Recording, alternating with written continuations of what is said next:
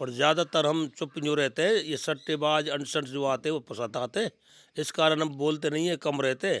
और ये ब्रज धाम में मन ज़्यादा लगता है, गौचर भूमि है और गौलोक भी है और ब्रज 84 कोस है। पूरे पूरे रूम रूम में भगवान का वास है गाय के। साधु बने तो ज्ञान के अंदर बने, चाहे पढ़ो हो या बेपढ़ो हो। और ठाकुर जी इतना प्रेम है रखते, इतना प्रेम कुछ नहीं रखता जितना माँ बाप भी प्रेम नहीं करते जितना ठाकुर जी करता है। आज बताइए महाराज। कर्ज उससे लेना चाहिए जो दे के नहीं फिर मांगता नहीं है।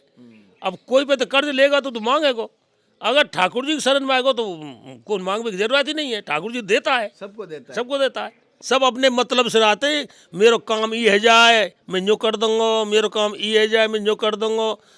नमस्कार दोस्तों, जनता की आवाज़ में आप सभी का स्वागत है। मैं कन्हैया शर्मा। जैसे कि आपको वृंदावन के साथ साथ आप सभी के कहने पर ब्रज के 84 कोस के जितने भी धार्मिक और दर्शनीय स्थल है उनके दर्शन करवा रहा हूं। और ब्रज की महिमा जितनी विख्यात करे उतनी कम है, लेकिन हम कोशिश करते हैं जहां तक हो आपको मैं कोशिश करता हूं पूरी जानकारी लेकर आ सकूं। और कुछ महात्मा जी, जैसे आप सब ने कहा कि सर स्थान एड्रेस क्यों नहीं देते हो, तो माफ़ी चाहूँगा, कुछ महात्मा जी एड्रेस नहीं देते कि वो चाहते हैं कि हमारी भक्ति में बाधा ना बने। क्योंकि ज़्यादातर लोग क्या होते हैं, दो चीज़ वाले होते हैं, एक तो घरेलू अपनी समस्या लेके आते हैं, दुखड़ा लेके आते हैं, एक होता है सट्टे के नंबर के विचार। ऐसे लोग संतों को प्रशासन करते हैं, उनको मैं कहता हूँ असामाजिक तत्व के लोग। इसी वजह से मैं कुछ महात्माओं को एड्रेस नहीं बताता हूँ, गुप्त रखता हूँ। और कुछ महात्मा जी के चेहरा भी मैंने गुप्त रखा है, इसी कारण से रखा है। तो मैं माफ़ी चाहूँगा अगर आप ऐसे अपने निजी स्वार्थ, अगर भक्ति संबंधित कोई स्वार्थ करना चाहता है तो स्क्रीन पे नंबर दिए गए हैं, तो कर सकते हो। मैं वहाँ से आपको संतों के दर्शन करवा दूंगा। पहले तो जिन महाराज जी से पहले सत्संग शुरू करते हैं उनसे पहले आशीर्वाद प्राप्त करते हैं, फिर आज की सत्संग शुरू करते हैं। महाराज जी, पहले तो मेरी तरफ से, मेरे देखने वाले सभी दर्शकों की तरफ से आपके चरणों में दंडवत प्रणाम कर रहा हूँ। महाराज महाराज जी, आपका शुभ नाम? मोते वैसे भूरा बाबा कहे नहीं, मैं गुरु जी इनका भगवान का दिया, मेरा नाम मुक्तानंद है। अच्छा, महाराज जी जैसे गुरु जी का क्या नाम है आपका? गुरु शरणानंद जी महाराज। महाराज जी जैसे आपका स्थान अगर कहाँ है, वैसे अगर मिलने का हो? स्थान तो हमारा रमन रेती ही है, अच्छा। और वैसे हम घूमते फिरते रहे ब्रिज के अंदर। पर ज़्यादातर हम चुप क्यों रहते हैं, ये सट्टेबाज अनशन जो आते वो सताते, इस कारण हम बोलते नहीं है, कम रहते। और ये ब्रज धाम में मन ज़्यादा लगता है, गौचर भूमि है और गौलोक भी है और ब्रज 84 कोस है।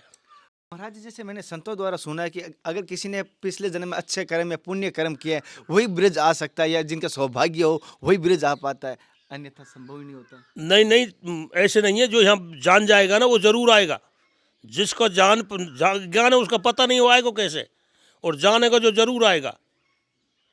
क्योंकि महिमा जोर की है। वृंदावन में गोपेश्वर, मथुरा में भूतेश्वर, और गोवर्धन में चकलेश्वर, कामा में कामेश्वर, और नंदे में नंदीश्वर, नंदगांव में नंदेश्वर। ये 5 भोले बाबा हैं ब्रिज के अंदर। जो भूतनाथ की जो कमर में लपेट कर घिस घिस के नहीं पाँव में बांध जब खींचते हैं ना, उसको ऊपर नहीं जाता है। पर आएगा वो जो कोई जानेगा, जानेगा नहीं वो आएगा कैसे। इस 4 धाम के दर्शन करे थे, 4 परिक्रमा दिए थे, और यहाँ लक्ष्मण झूला, हरिद्वार, केदारनाथ, पूरे सब जो हाल बताए वे पूरे क्षेत्र हैं, इनमें आए थे। बड़ा आनंद है, गौलोक है, गाय रहती है यहाँ।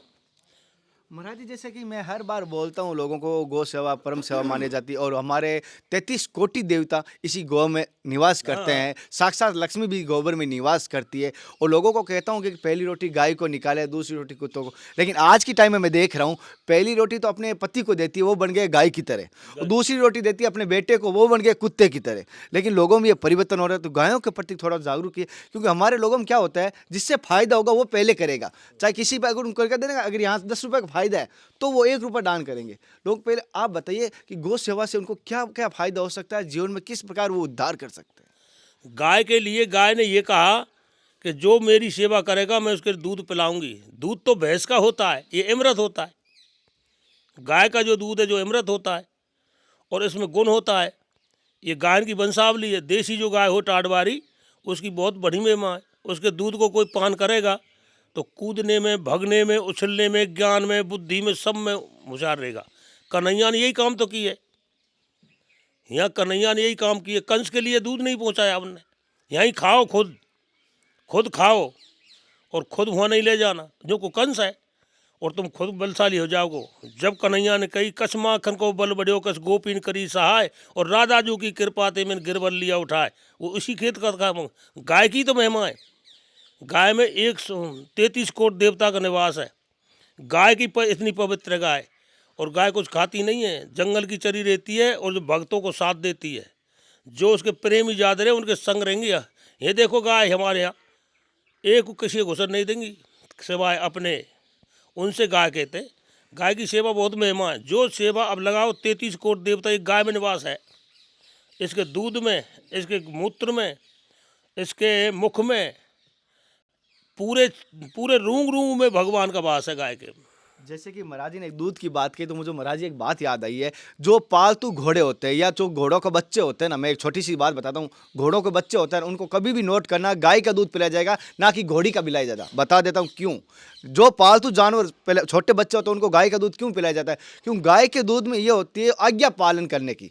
जो बच्चा गाय का दूध पी के हुआ एक भैंस का दूध पीका, साइंस भी इस पे कर चुकी है रिसर्च, मैं बताता हूँ।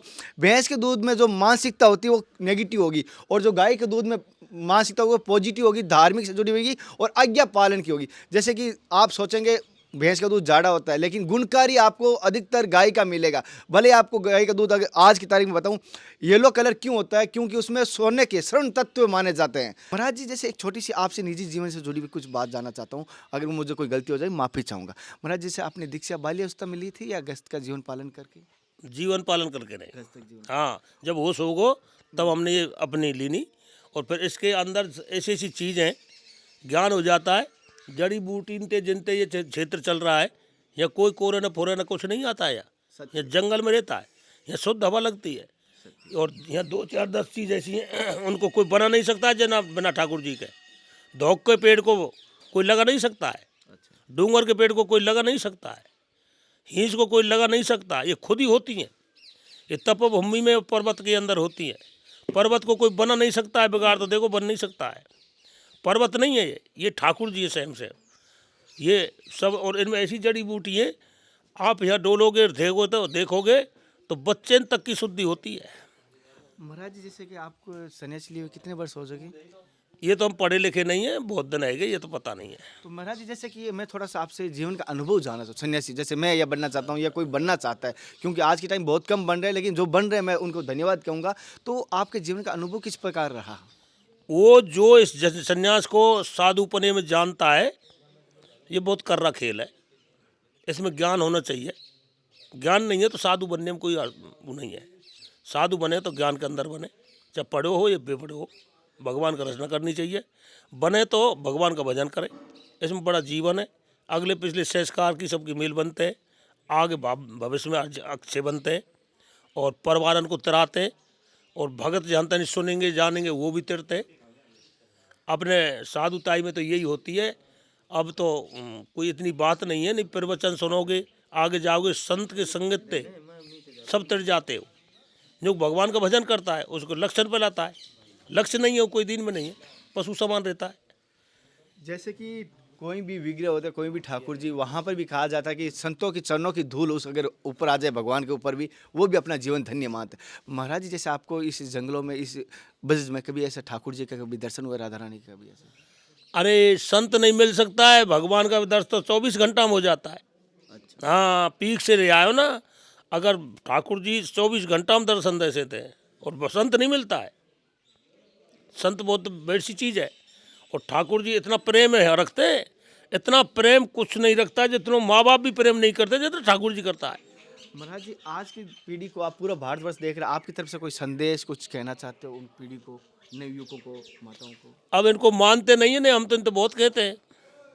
आज आपकी सत्संग से कोई एक नियम दीजिए या कोई एक मार्ग दीजिए जो वो चल सके ऐसा। हाँ, चल जाएगा ना, सत्संग कर ले थोड़ी देर, ठाकुर जी के द्वारे में आ जाए, और नेक्स्ट टाइम मिल जाए तो वहीं ते पूर्ति हो जाती है। और आए जाए तो वही को संगते लगे थे, और भगवान की कृपा थे जब सुधरते हैं वो। अब मूर्ख जब मंदिर में नहीं आएंगे तो सुधरेंगे कहाँ थे? सही है। ब्रिज के अंदर नहीं आएंगे तो पशु समान है। और आज के टाइम में मैं दुर्भाग्य की बात देख रहा हूँ, लोग है ना मंदिरों की जगह, संतों की जगह कुछ एक तांत्रिकों के पास भाग रहे हैं अपनी समस्याओं को हल करने के लिए। उनको मंदबुद्धि कहूँ या बुड़बक कहूँ या अबोध कहूँ उनको। तांत्रिक के बाद नहीं जाना चाहिए। ठाकुर जी की शरण में आए तो सब काम शुद्ध ही शुद्ध हो जाएंगे। और तांत्रिक क्या करेगा? कछु नहीं करेगा। वो तो एक तांत्रिक विद्या है, वो तो अपनी दुकान दुकान चलाता है, अपने पैसे कमाता है। और भगवान की शरण में आएगा तो ये इसके तो न्यारी काम है। कर्ज किससे लेना चाहिए? जो दे के मांगता नहीं है। वाह, बात आज बताइए महाराज। कर्ज उससे लेना चाहिए जो दे के नहीं फिर मांगता नहीं है। अब कोई पे तो कर्ज लेगा तो मांगेगा। अगर ठाकुर जी की शरण में आएगा तो कौन मांगने की जरूरत ही नहीं है। ठाकुर जी देता है, सबको देता है। सबको देता है।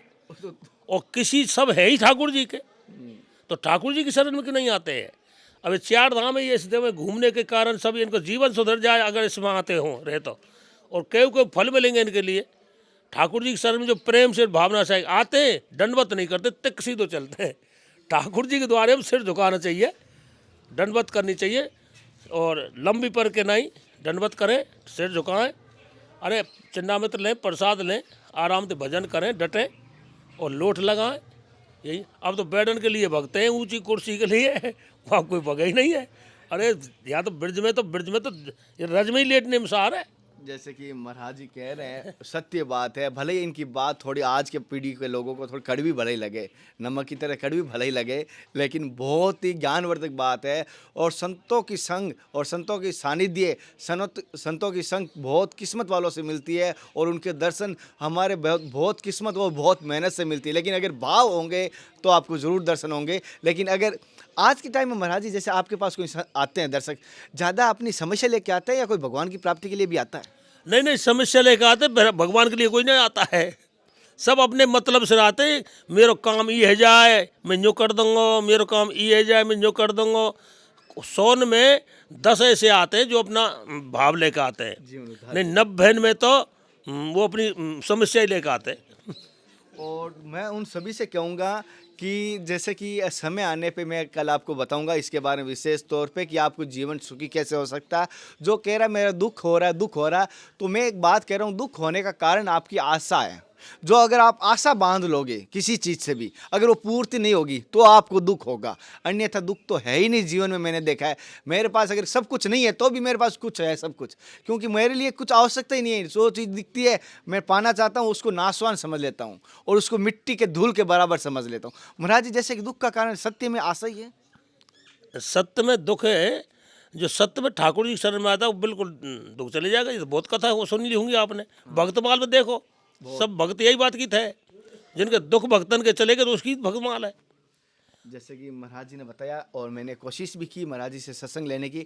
आपको महाराज जी के विचार, महाराज जी के जीवन का अनुभव किस प्रकार का लगा मुझे ज़रूर बताना। मेरी कोशिश है कि संतों के त्याग और तपस्या से आपको रूबरू करवा सकूं, और साथ ही साथ संतों द्वारा दी गई सत्संग किस प्रकार की लग रही है, महाराज जी के विचार किस प्रकार के लगे, मुझे ज़रूर बताना। फिर मिलते हैं नए संत महात्मा के साथ। तब तक जय हिंद, वंदे मातरम, हर हर महादेव, जय श्री कृष्णा, जय श्री राधे। हे नाथ, हे मेरे नाथ, मैं आपको भूलूँ नहीं महाराज।